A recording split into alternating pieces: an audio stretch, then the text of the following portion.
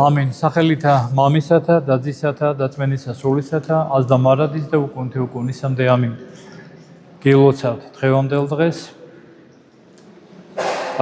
წმინდა ზეარების მიღებას.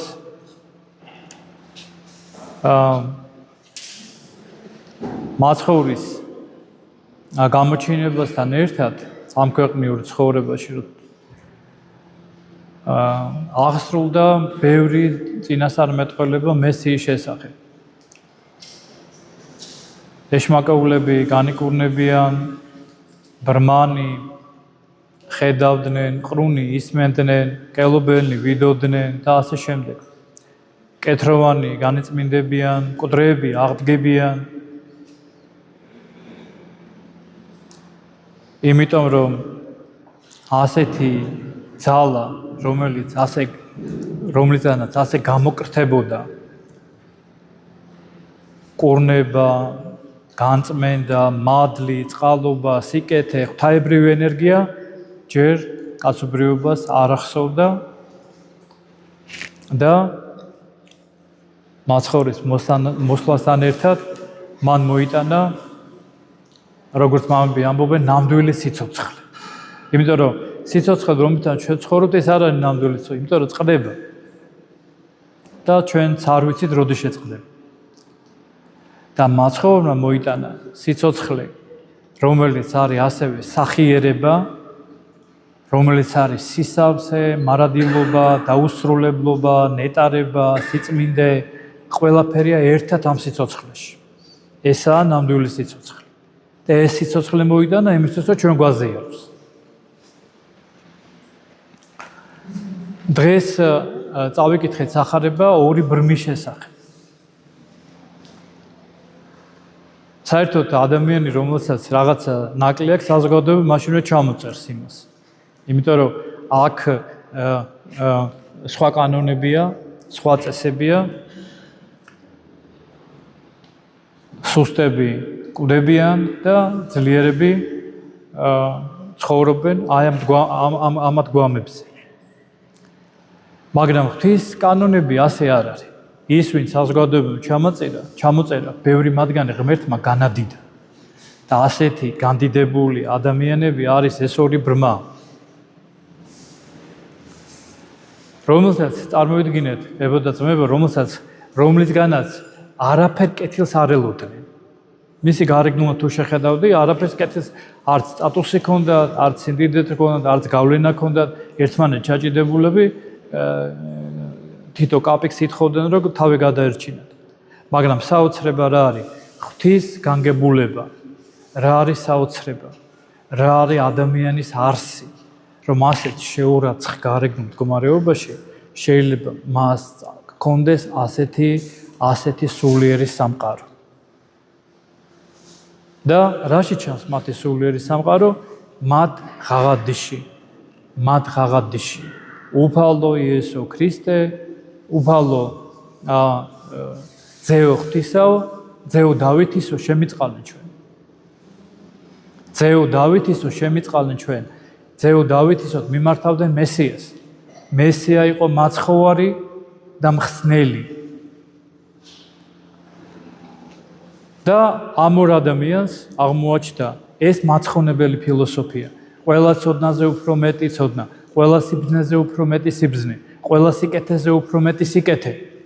ეს არის აღიარება ქრისტე მაცხოვრის, მასთან შეთვისება, მისი წმენა, მისი ცნებების გაზიარება. ეს არის ყველაზე დიდი სიბრძნე. ყველაზე დიდი ფილოსოფია, ყველაზე დიდი სიკეთე ადამიანისთვის. შეეთვისო ქრისტეს. მიიღო მისგან ეს მაცოცხლებელი ძალები, განმაძლიერებელი ძალები.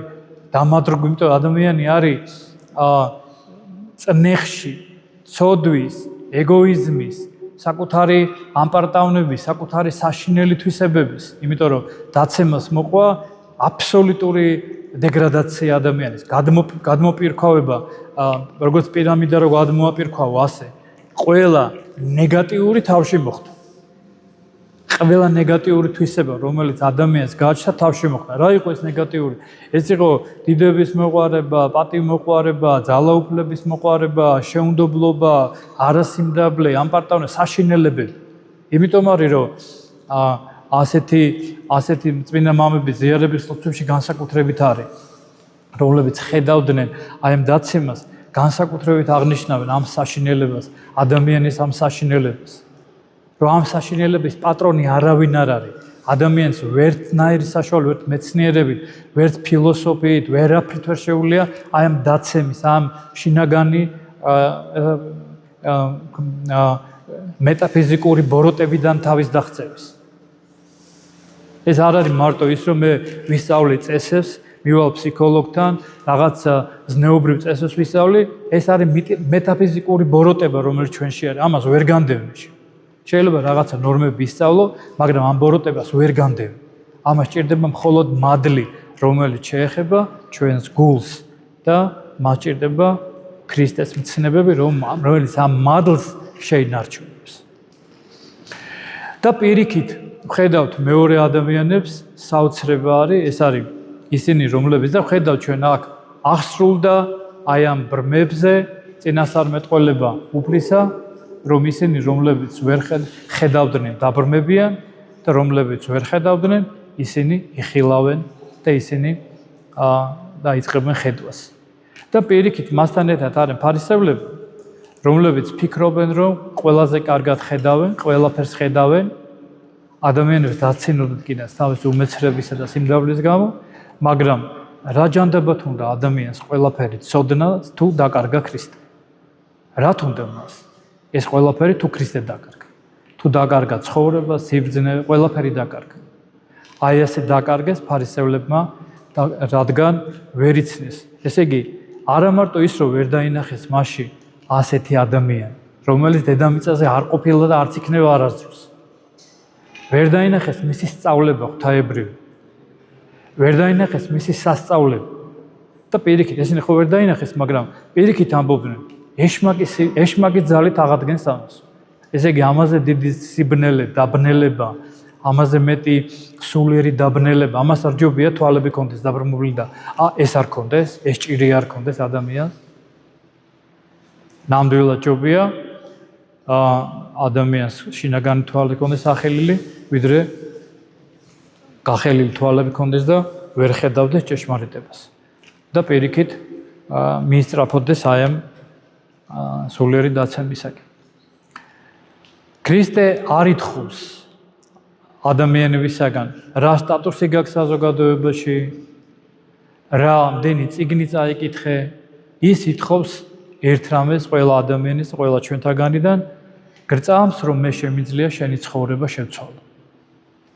რომელიც ასევე კითხვა შეიძლება სხვა ფორმით დაუსვა ბრმებს. გწამს, რომ მე შემიძლია შენი ცხოვრება შევცვალო და ნახეთ როგორი პასუხი აქვს.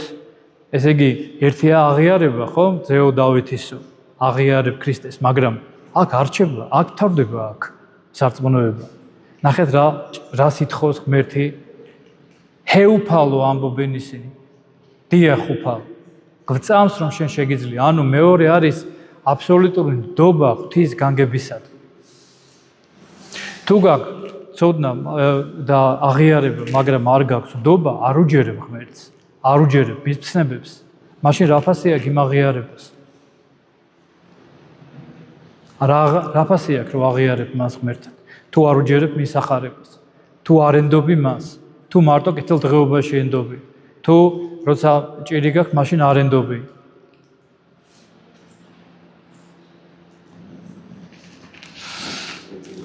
ამიტომ ეს რა თქმა უნდა, როდესაც ადამიანს არ აქვს ასეთი რწმენა, როდესაც არ აქვს აღიარება ქრისტესი და არ აქვს ნდობა და მინდობა მისადმი, მინდა მაშინ ასეთი რწმენა ავადობს.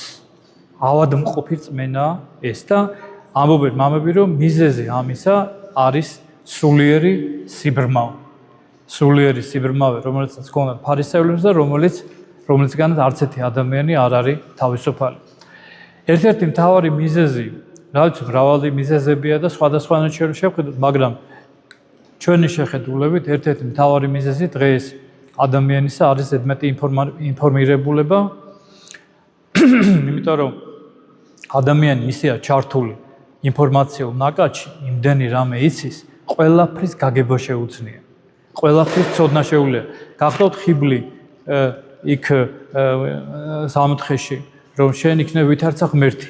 ეს ინფორმირება ადამიანს აძლევს ზუსტად ისეთ ინფორმაციას, რომ ის ხდება აბსოლუტურად დამოუკიდებელი, აბსოლუტურად და ყველაფრის გაგება, ყოვლად ძლიერი ხდება ადამიანი. მაგრამ აქვე კარგავს ის საკუთარ ძლიერებას, ამიტომ რამდენად მივშტერები ვარ ჩვენ და ჩავშტერები ვართ ამ მიწიერს და ამ ინფორმაციით, და მიწას იმდენად იმგენად კარგავთ ქრისტეს. იმიტომ რომ რას უნდა იყოს ადამიანი, რას უნდა ფიქრობდეს, რას უნდა ზრახავდეს, როგორც პირველ ფსალმში წერია, რომ არამედ ჯულსა უფლისასა არს ნება მისი და ჯულსა მისა ზრახა მიგი დღე და ღამე. ანუ როდესაც ადამიანი ცდილობს, რომ ის აი ამ მიწიერ ნაკადში ინფორმაციაში კი არ იყოს ჩართული, არამედ გადაერთოს ყველაზე მნიშვნელოვანს, რაც მისი სულისთვისა და რაც მისი ცხოვრებისთვის არის და რაც არის ნამდვილად, რაშიც უნდა ცხოვრობდეს მისი გონება და მისი აზროვნება, ეს არის მისი ჯული და ამაში უნდა იწურთვიდეს. ეს მიცემს მას სიმშვიდეს, განკურნებას, განწმენდას და მიცემს იმ ნეტარ მშვიდობას, რომელსაც ეძებს ადამიანი და ვერ პოულობს. იმიტომ ვერ პოულობს, რომ ის არის ვნებების ტყვეობაში. და აი ამ ინფორმაციის ჩართულობით ამ ვნებებს ადამიანი უფრო მეტად აძლიერებს. თუკი რა არის კიდე რა აბნელებს ადამიანის გონებას, თუკი ქრისტეზე მეტად რაიმეს ვეძებთ სხვა და მასზე წინ ვაყენებთ. ეს ისე ფარულად შეიძლება მოხდეს, ვერც ეხლა პირდაპირ კი არ მიგაყენებ, სად თქვი ეხლა რომ აღიარე ქრისტე. ადამიანი ცხოვრებაში რასაც უთმობს ყველაზე მეტ დროზე, რაც ყველაზე მეტად უყვარს, ის არის მისი ღმერთი. თუკი პატივის მოპოვებას, დიდების მოპოვებას, სიმდიდრეს, ასე შემ წინ აყენებს ქრისტეზე მეტად, ისი გონება დაბნელებულია და ვერ ხედავს ჭეშმარიტებას. როგორც ამბობს მაცხოვარი, როგორ შეძლებთ რწმუნებად, თუკი ერთმანეთისაგან პატივს ეძიებთ. ეს წარმოვიდგინეთ, რა ყოფილა პატივის და დიდების დიდება. ესე იგი პირდაპირ კარგავს ადამიანის რწმენას. ასევე აბნელებს გულებას ადამიანის გულგრილობა და სისასტიკე. შეიძლება ერთ სახლში ცხოვრობდე ადამიანებთან, ერთ მაგიდასთან იდგე, მაგრამ არ გაინტერესებდეს არც მისი ჭირი, არც მისი საერთოდ არ ფიქრობდე ამ ადამიანზე და მთელი აზრები და ფიქრები ჩართული იყო საკუთარ მეში, საკუთარ ეგოიზმში. შენს გარშემო ტრიალებდეს მთელი სამყარო. ამაზე დიდი საშინელება დებოდა ძმეო არაფერი არ არის. როდესაც შენ გარშემო ტრიალებს და შენ ხარ ამ სამყაროს ცენტრში. ამას ქვია ეგოცენტრიზმი. არა ღმერთი, არა ადამიანი, არამედ მე. ამას დიდი უბედურება, ერთადერთი კურნება არის წმენა ქრისტესი და მისი ცნებები ამ მდგომარეობიდან. ასევე აბნელებს გონებას ის რომ და როდესაც ადამიანს და განსაკუთრებით დღევანდელ ადამიანს ისეა გამახვილებული საკუთარი ხედვა, რომ ერთ წვრილმანს არ გამორჩება სხვისა და ყველა წვრილმანს ხედავს, ყველა ცოდვას, ყველა დაცემას, ყველა ნიუანს, მოხრას ხედავს სხვაში. მაგრამ უცნაურობა ის არის, რომ იმავეს საკუთარ თავში ვერ ხედავს ვერაფრიდიდებით და უფრო მეტიც მასზე უარეს ვერ ხედავს. ესე არ წერია პირდაპირ სახარებაში, რომ თქვენო პატარა ჭხირს ვერ ხედავთო საკუთარ თავში და სხვის თვალშიო ხედავთო აკლებს. ასევე აბრმავებს გონებას, როგორც ამბობენ კომფორტის სათვალეები, ასე ამბობენ კომფორტის სათვალეები, როდესაც ჩვენ კარგად ხედავთ რა საჭირო წარმატებისთვის, კარიერისთვის, ჩვენი სტატუსის ამაღლებისთვის ცხოვრებისეული, მაგრამ აბსოლუტურად გვეკარგება თვალსაწიერიდან, ცხონება, მარადისობა, სასუფეველი. ესეც არის უდიდესი სიბრმავე, რომელიც დღეს საზოგადოების სულშია, რომელსაც უნდა ადამიანმა გააცნობიეროს და დაინახოს. რა თქმა უნდა, შეიძლება ეს სია უფრო გავაგრძელოთ, რა არის სიბრმავე ადამიანური და რა კარგვინებს ადამიანს ღმერთს და წყალობას. ამიტომ დღეს მე ვფიქრობ, რომ ამ ბრმებზე უფრო მეტად უნდა ვღაღადებდეთ ჩვენ. უფრო მეტად უნდა ვღაღადებდეთ უფალო ძეო დავითის შემიწყალე მეცოდელი. უფრო მეტად უნდა ვღაღადებდეთ. იმიტომ რომ მიუხედავად იმისა, რომ ჩვენ რა ინფორმირებულები ვართ, რა სტატუსი გვაქვს, რა განათლება გვაქვს, მიუხედავად ამისა, თუ ქრისტეს მადლი არ აგვაქვს, ჩვენ ვართ ბრმები, დებო და ძმებო. და ეს სიბრმავის განკურნებელი არის ქრისტე მართლობის სწავლება, რომელიც არის ნათელი, რომელიც არის წყალობა, რომელიც არის სახიერება, რომელიც არის ყველა დიდი სიკეთე და რომელიც კი არ განიკითხავს ადამიანს, არამედ ცდილობს, რომ ცხოვრების ბოლომდე, მის ბოლო წვეთამდე დაეხმაროს და განკურნოს და მისცეს ის, რაც მას ეკუთვნის ადამიანს. ეკუთვნის მას წყალობა, ნეტარება, განკურნება, ღმერთთან ცხოვრება და ცხონება. ღმერთმა დაგლოცოთ, ღმერთმა გაკურთხოთ. შეგეწიოს დღევანდელი დღესწმინდანების მადლი. მომავალ კვირას